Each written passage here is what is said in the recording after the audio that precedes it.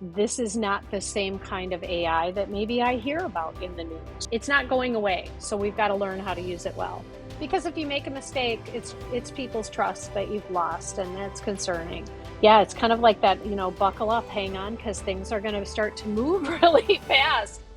Hello and welcome to Spotlight on Student Digital Safety, the Courier podcast, where we unpack the most interesting stories, strategies, and learnings on student digital safety for schools, by schools leading the way all around the world.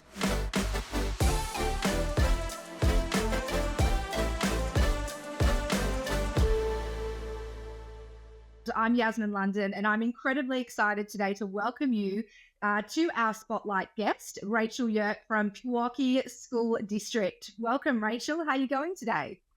I am well. Thank you so much for having me. It's an absolute pleasure. Now, you're the Chief Information and Technology Officer at Pewaukee School District, which is in Wisconsin in the United States. You've been doing that role for a little while, haven't you? But you've got a very, very long, history and experience in education. So one of the things I always like to start with all of our guests is asking what got you into the business of education, and what is it about young people that you like, that you love working that you like working in this industry? Sure. So I have had an entire career in education. So 32, going on 33 years in the field. I started in the classroom, just passionate about learning and what makes different people tick, what gets them excited, and really trying to find the ways to reach every person. So about 20 years in, I started working. I actually had a mentor who said, if you really pay attention to the things that you're doing, they all seem to involve technology, and perhaps you might want to think about that avenue, which brought me into a little bit of coaching and then an administrative degree that eventually morphed into the current role that I have. I've been doing the work that I'm doing now in Pewakee for, I think this is my sixth, maybe seventh year there. and Goes quickly, doesn't it? it sure does. I'm thinking about that. But awesome to, be on the side of things where I feel like I can enact change and encourage educators to use tools new and differently, and, continue to impact learning for kids. Yeah, absolutely. I think the world needs more people like you that perhaps have the skills and knowledge and the ability to lean in and really show everyone else the positive aspects that technology can bring. I think there's a lot of fear out there, and understandably so, right? We've got Yeah. the rise of AI, we've got online safety risks, we've got the concerns around things like misinformation and disinformation. And, recently we've seen organizations like Meta reduce fact checking. So it can feel a little bit overwhelming for your average person trying to sort of get involved in this. It's really important to have those people just like you that can help lead the way. I'm interested, Rachel, how would you describe the digital environment for schools right now?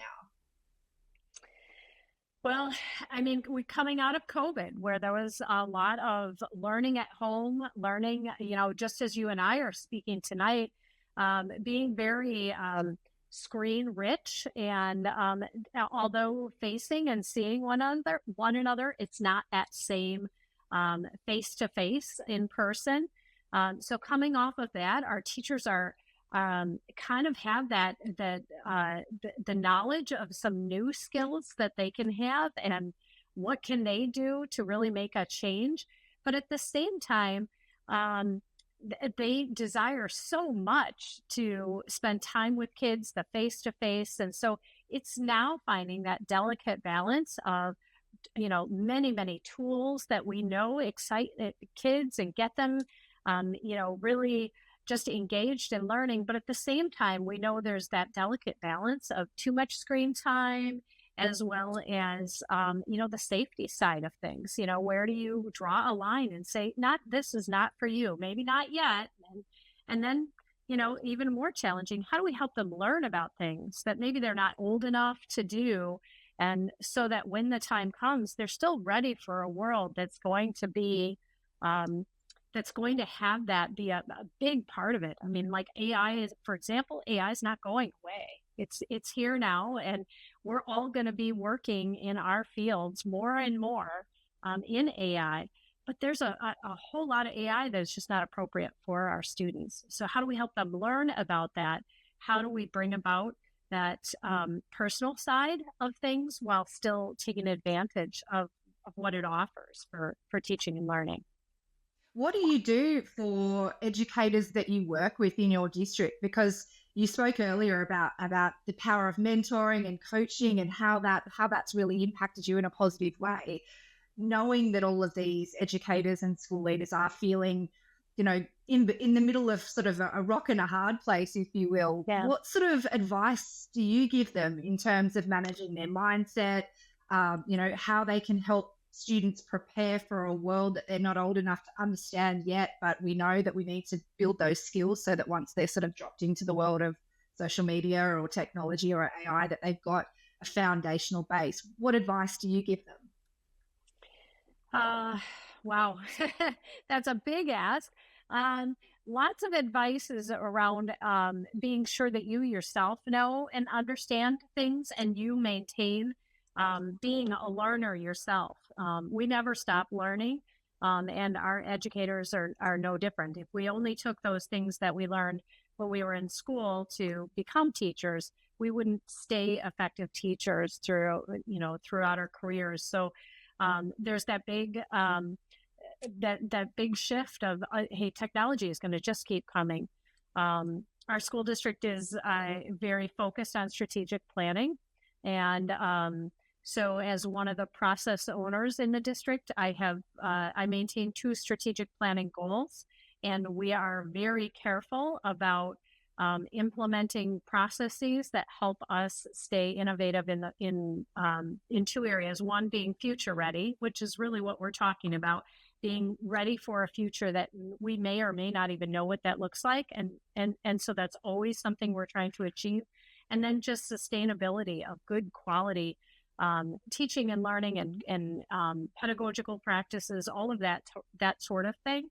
And so within all of that, whether it is the plan that involves around future ready, which is more AI, emerging technologies, and or the sustainability goal, which is about finding that balance between the online world and the in-person learning while using technology. So like quality use of technology and making sure that when we do employ the tools that we have available, we're using them well. We're using them in a meaningful way. Yeah, I think that word meaningful is important because I think many of us have this tendency to be reactive and expect that we have to learn about the next big thing, and having these clear roadmaps, blueprints, if you will, around your 2 strategies really helps keep our focus, doesn't it? Because focus is a really big issue in this world. We're trying to make sure we're across everything, and it's impossible, right? Right. So, I mean, whether it's a focus for our educators on professional development. A professional development pathway. We have different learners across the district go into specific professional development pathways. They self-select those based on their own professional goals, but the goals from across the district. So I'm in my 2nd year of an AI emerging technologies pathway, and that particular pathway, it's not the same group that I had last year. They then become leaders for others among their colleagues across the district. And they do a lot of, whether it's informal or formal, but assisting, other learners around them. And they have great ideas and become leaders within the district in those areas. Yeah, that's really important to make sure that there is agency, I guess, in self-selecting those goals. We're not going to be great at anything if we're not intrinsically motivated, are we? So it's really important to figure out what are those areas of interest out of, the spectrum of things that we could be moving forward with, and really trying to lean into those. And you mentioned as well how we share those learnings. So one of the great initiatives that I know you've been working on is an AI student summit where you're partnering with local colleges and businesses. You're creating certifications for students. So you're really finding a way to make the skills that you're developing in your students have a real world applicability. Can you tell Yeah. us a bit more about how you came up with that idea and what Yeah. have been the best benefits?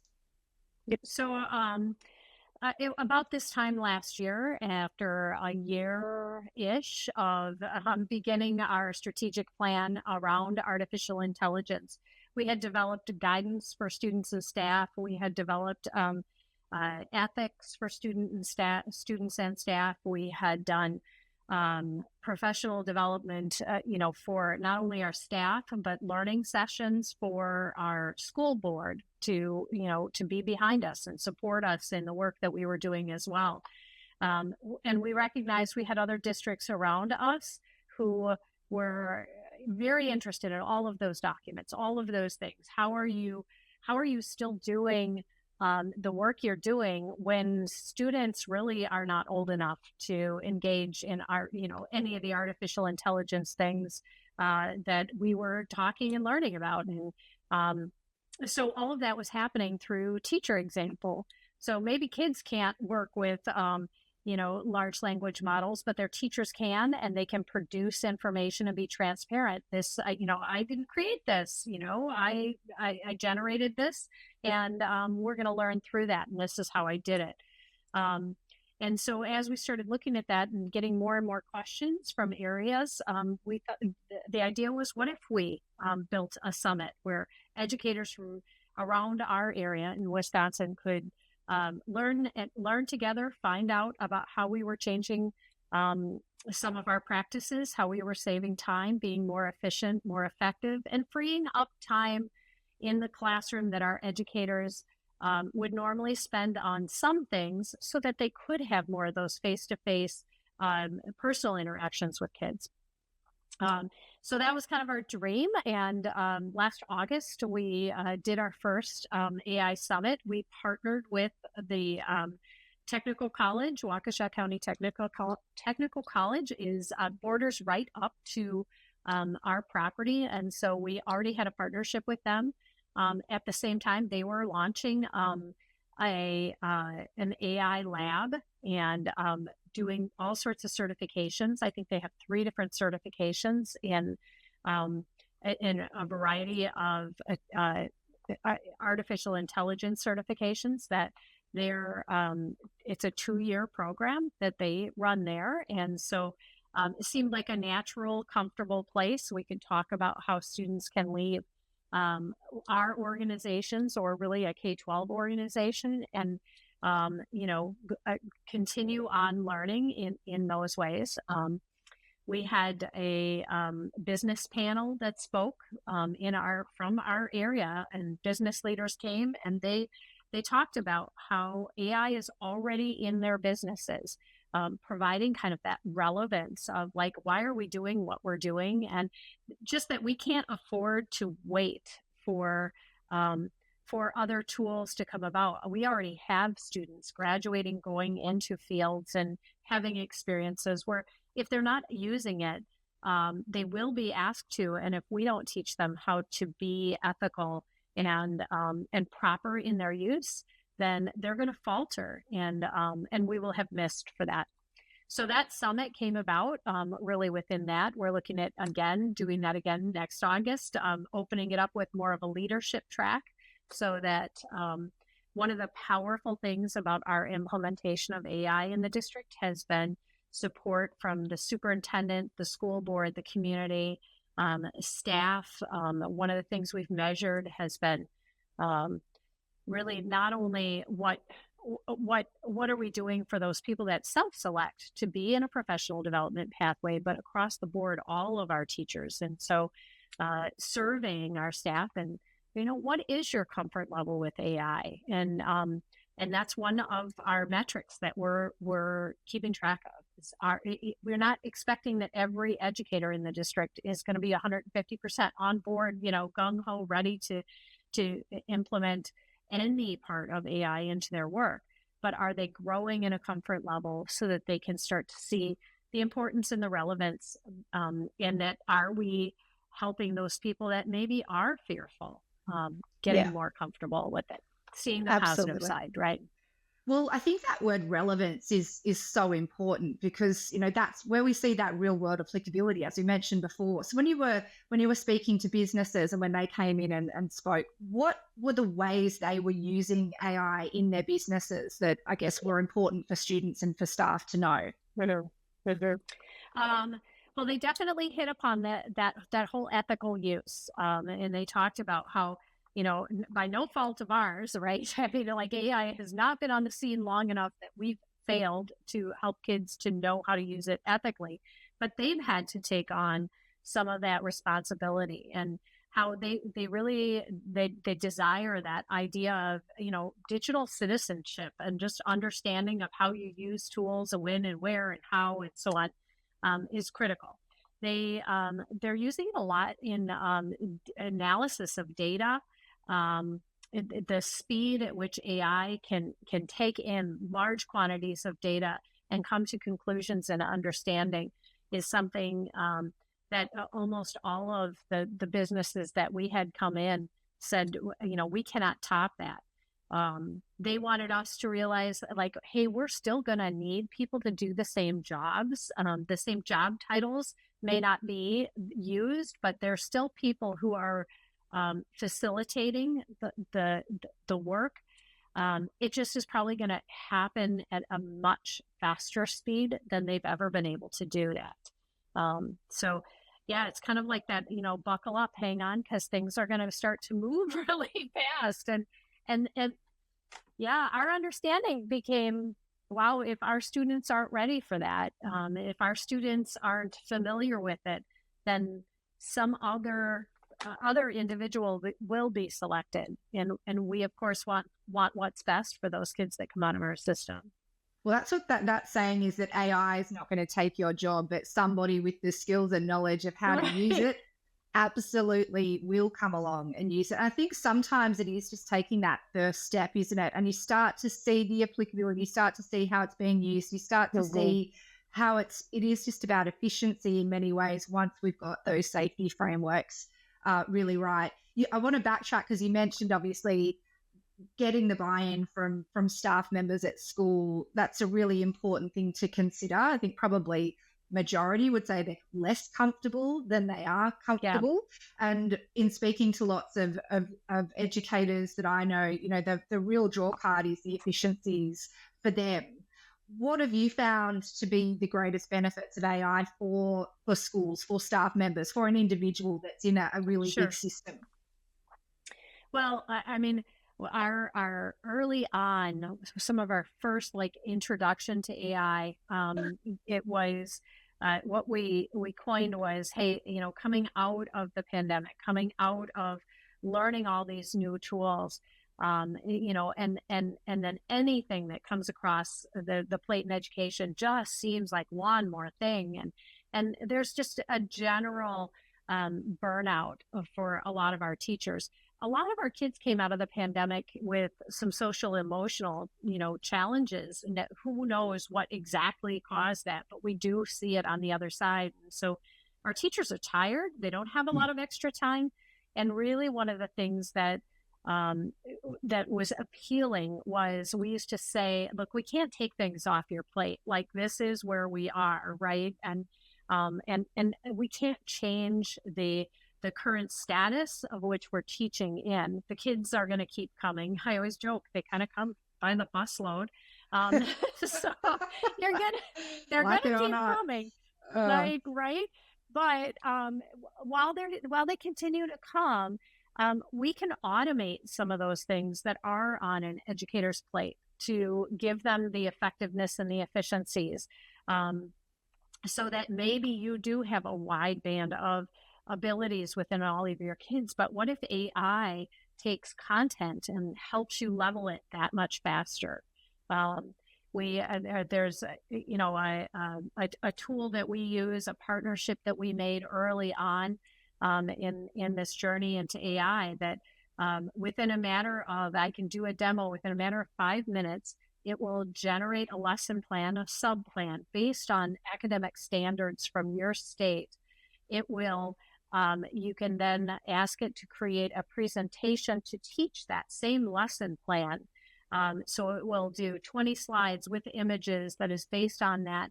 And then there is a feature where you can push out an exit ticket or a check of understanding to the students directly, in which it takes each of those standards that you originally identified when you said you wanted a lesson plan on this academic standard, and it will continuously quiz them to see if they've understood it after you've taught the lesson.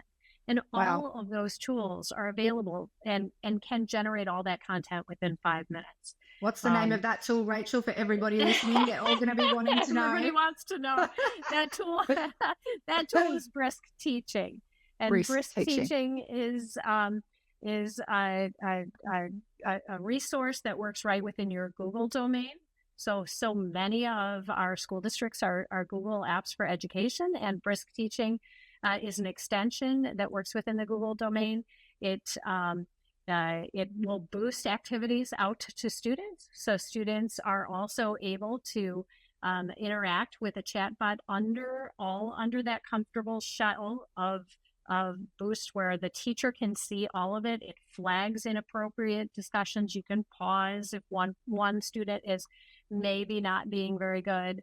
Or not being as engaged as you want. You see all of the interactions. They don't go anywhere. They're a privacy, a very conscious resource, and it's just amazing that you never leave your Google domain. You're in Google Docs, Google Slides, and pushing out to students, and they're all working on platforms that they're comfortable with, and it's an amazing tool. And that alone, teachers didn't have to learn something new. They just had to learn how to request it. And all of a sudden they're automating their plate. So that's incredible. What's the setup like? Does it take a long time to get it sort of prepared for your individual teacher within a school or within a district? Is it labor intensive, or how did you find that experience? No, it's because it's an extension within the Google administration dashboard. You're pushing that extension. We pushed it out to all of our teachers. We don't allow our students to download their own extensions or to add their own extensions specifically for that reason. It's a teacher tool. It is not a student tool. So our students can't go to Brisk Teaching because it's an educator tool. They're well aware of it. We have some of our staff who have their own children in our district. And, recently a friend shared, my son's going to be graduating. And he said, Mom, I don't know what I'm going to do. I'm not going to be able to have Brisk give me feedback on my writing anymore. That's a really good point, though, right? Is there a concern around over-reliance on these tools, or is that just not something that you worry about? You think that's the future? Well, in the tools that we've engaged are tools that are directed through the teacher first. So the teacher really does. Now, we're not ignorant. We do know that our kids can go onto their own individual devices. They can go to their phones. They can use AI. And so it's really important that we teach our kids about the ethics and, how do you cite AI when you work with it. We have AI use icons that indicate how much AI is allowed or was used in a certain project. So, maybe it's no AI used in this at all. Maybe it's all AI. Maybe it's created by a human, checked by AI, or vice versa, created by an AI and checked by a human. All of those things are important. I think the really critical thing for our teachers as learners is that our teachers are starting to say, and myself included,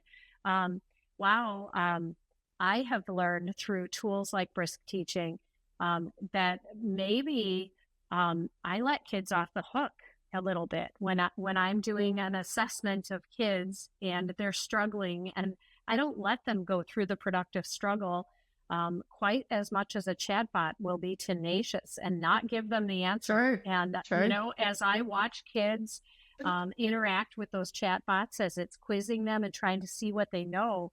I've had a couple of teachers say, wow, it is persistent. I would have given in long before. And so, It's a great there's, thing.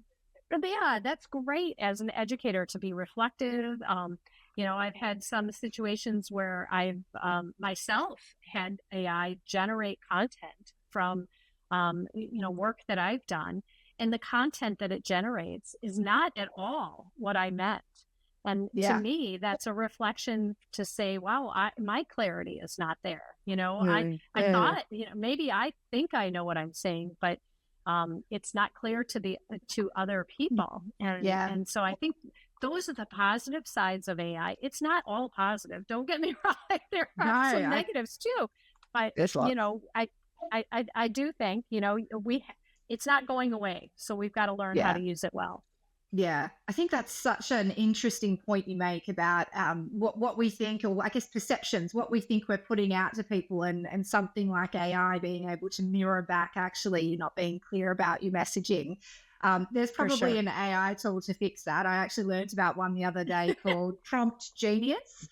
So for your Okay. prompts into different AI, Prompt Genius will help you tailor your prompt to actually get the best possible outcome. So learning about AI's integration with AI, again, it can sort of start to feel a bit bigger than Ben-Hur, but those small tools, the small sort of tech stack that you start to feel For comfortable with, sure. you become familiar with, and then you can start to explore. Now, one of the things that I've observed through all of these different initiatives that you've put into place is you've obviously had really fantastic support from your superintendents to your board. And I remember discussing with you that you'd actually implemented lessons in AI for your board members. Is that right? Yeah. Yeah, correct. We did a school board learning session within the first 6 months of starting our strategic plan. We recognized that, just like every other adult, you only know as much as you've experienced, and school boards tend to come from all different backgrounds, and some are parents, some are community members, some are grandparents. Some just have a passion for education and learning, but not necessarily doing work with AI. And so we felt like if they were going to understand and support the work that we were doing, it was in our best interest. So we did an evening gathering with the school board, and just shared with them how we're using it. For instance, Brisk Teaching was one tool that we kind of showcased how it can give targeted feedback on student work. It's not going to write the paper for them, but it's going to Mm. make suggestions how we can, use specific criteria that we're going to, be grading kids on to help support that targeted learning for our students. And, right away they saw this is not the same kind of AI that maybe I hear about in the news, or maybe I Mm. hear about, people complaining about. No, our students are not going to have, they're not going to have it just right for them. And furthermore, there's that whole ethics and guidance piece that we've put, beneath that as a foundation to promote good digital citizenship within that. Absolutely. So, It sounds like you've had some great sort of encouraging people behind you. Have there been any challenges? Have you come across anyone that really sort of dug their heels in and said, no, we shouldn't be doing this? We need to wait until we sort of get instruction from, the powers that be, the other authorities, that we need to just sit tight. Well, what do you say to people like that? well, I mean, I've had educators who have said, come to a learning session and said, I'm here because I don't think this is going to work for English or for, whatever course it is that they're working with. And, usually it's the ability to differentiate learning that is the catch for an educator who is skeptical, because they think all it's going to do is write for them. That's what we hear all the time. Kids won't have to write anymore. Kids won't have to do that. And when they see an AI tool. For instance, create a podcast. There's Notebook LM is out right now, and Yeah. you can upload a document, a PDF document, and basically just have it create a podcast. That is fascinating, isn't it? It is crazy good. Uh, And, so like, for instance, I led a PD session earlier today and basically said, think of a boring document that you have that your kids have to read. And I pulled up, a resource that we all have to use from our Department of Education that we all have to be familiar with and read it and so on. And I said, okay, so let's take that and put it in this tool and have it create a podcast. And of course, it was like a 16-minute podcast. And yes, they're fictitious people that are talking and that sort of thing. But I said, what if your earliest understanding of more critical information is through listening to two people talk That's right. about it, and That's then you read this document, and now this document has a little bit of relevance. Yeah. So usually by example, that type of tool, I'm able to have somebody kind of understand, well, maybe that's not so bad. I have family members who have said, oh, it's terrible. You shouldn't be doing that. You shouldn't be doing that. Again, give them some examples of some things that it can do. Yeah. And all of a sudden, wait, okay, maybe it is okay. So I think it usually Yeah. comes from a misunderstanding or not having a lot of knowledge about it. Like everything, right? If we don't know, we often fear the unknown. But, I think that I love that you brought up that example of Notebook LM, because I recently discovered that podcast availability on it, and it is so hyper realistic, and it is such a great way to learn about a range of different topics. And, you raise that really important point that we're all quite different learners. Some people learn through hearing, some people are visual learners. And so the diversification and personalized learning, these are great examples of how we can do that if we are just, I guess, willing to stretch ourselves a little bit. So anybody listening, please look up Notebook LM. It's incredible, incredible tools.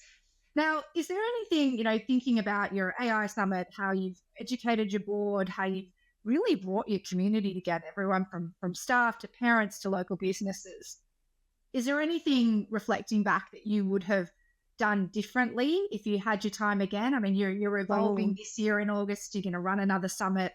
You're going to focus on a leadership track. So there's evolution there. But reflecting back, is there anything that you would have done differently to start off with? I guess the only thing is maybe more data from the very get-go. When I hear about teachers or leaders in school districts that are just starting, my big thing is get your data before you start, because it will roll so quickly, and you're going to look back and you're going to say, if only I had surveyed staff, if only I had gathered that information, because it is super hard to identify where has there been growth. And I mean, is it on the learner side? Is it on the educator side? Is it on the effectiveness, the efficiencies? Where does that happen? And I think when you don't know where your direction is going to take you, you don't know how to gather that baseline data so that you can measure growth. There are things, that, like I said, I don't know that I really thought about measuring educator efficiencies. I know that our teachers are saying, oh my gosh, it's saving me so much time. But how could I have said, I use AI to be more efficient? I just generally don't. So I think that's a really good way. Totally. Because I mean, it's that formative assessment. We learn that in educating young people, that baseline, because data actually tells the story ultimately, doesn't it? It shows people the value. It's in those moments that when we've got naysayers or people challenging us, we can say, well, in the last year, this is what it saved me, this is what it's done. And it actually wasn't that hard to actually set up and start. It's just a matter of stepping forward and leaning in. Now, for you at Pewaukee School District, what is your big, hairy, audacious goal that you're looking forward to over the next 12 months? So as I mentioned, you've got your leadership summit your AI summit, I should say, evolving. What's your massive goal? Where are you heading towards? I think the really big next step is opening up AI for kids. There are now tools out there that were not there when we started that with parent permission can be used. And we're still blocking by category. So on our devices and with our logins, our students are not there.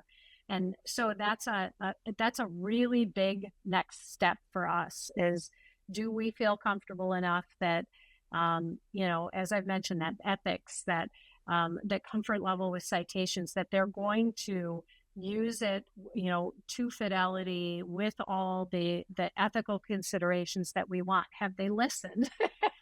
Right. Right. And can we flip a switch that allows them to get to those things?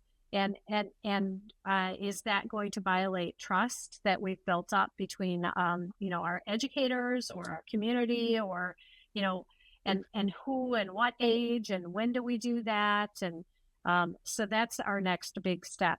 And I don't know what that's going to look like, but I do know I have more and more teachers saying, can you just open it up? Can they just get there? Can they, and there are ways, that through line-wise, through class-wise, they're able to get in to certain tools. But when are we going to be ready to comfortably allow kids, to kind of swim in that pool with the right safety stuff in place to keep them? How do you come up with that line? Where do you know when you're going to jump off the cliff? I wish I knew. I'm not sure where that's going to be. Yeah. It's a big one because if you make a mistake, it's people's trust that you've lost, and that's concerning. That is something that we really value, and we've had all along, and it's hard to get back if you violate that trust. So that's right. Yeah, that's right. Yeah. I guess it's in a bit of transparency as well. It's in communicating with your communities what you're planning to do, how you want to get there, going back to that, data-driven decision-making perspective, trying to bring people along the journey with you. And certainly, I guess you'll probably come to that point where, it's safe enough to try. And that safety message has to be, paramount, front and center. Exactly. Now, before we wrap up, I just wanted to grab from you, if you could think about, your experience in education, if you can think about your initiatives in AI, what's one takeaway for listeners, one crucial lesson that you've learned that you think that other schools should know? It's a really tricky one. It can be anything, but what would you like them to do? Yeah, I think the biggest thing is really to start with start with your staff, and to make sure that that we didn't jump in like right away. I mean, to some it might be perceived in that way, but we really focused on trusting our staff to make good decisions. I've heard of districts out there that even their staff cannot use AI. And I don't know how you're going to learn if you don't trust the adults to do that. And then let them lead by example for students. And then find your tools that will allow you. Brisk Teaching is one that allows us to, put it in front of students, but kind of in that bubble there where we can watch and observe and correct and, help kids learn when you make a mistake.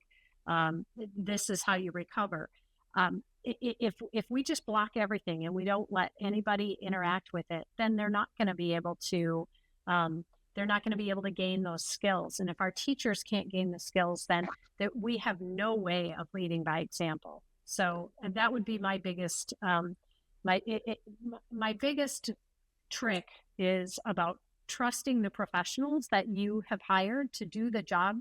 Of course we support them early on. In the first weeks when we first began, we said, the chief academic officer and myself said, we'll come in and teach AI. We taught high school art, we taught world language, we taught things Amazing. we knew nothing about, and we led by example. Um, there's a tool out there for schools called AI snapshots. We use AI snapshots. They don't use AI, but they allow students to engage in conversations about ethical use of AI. We got kids talking about it, and then we did examples of what that might Mm. look like and how you would use it, um, and that gained the trust and the credibility from our staff. So a lot of those things were very, very intentional, and they made a big difference.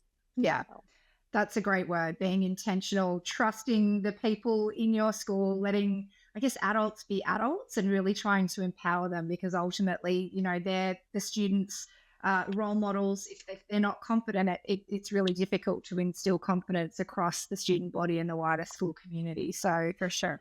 Yep. some incredible takeaways. I've loved our conversation today, Rachel. I love how you talk about how AI differentiates learning and the specific examples you've been able to give. I think they're the really tangible takeaways for our listeners.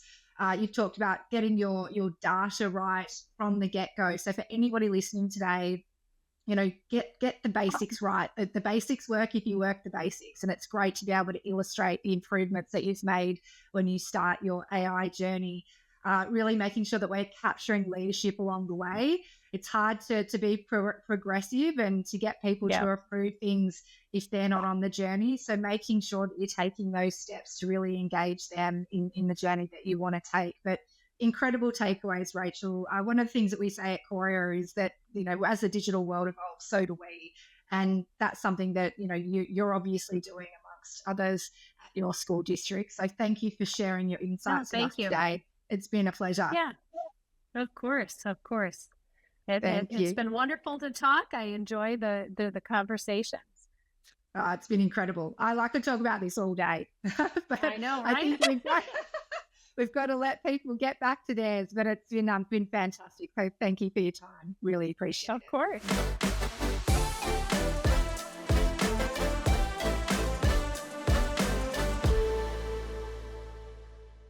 Thanks so much for listening in. If you enjoyed today's episode of Coria's Spotlight on Student Digital Safety, subscribe now, give us a follow, or reach out to let us know what you'd like to hear more about. Spotlight is all about providing useful information for schools by schools, and we can't wait to hear from you.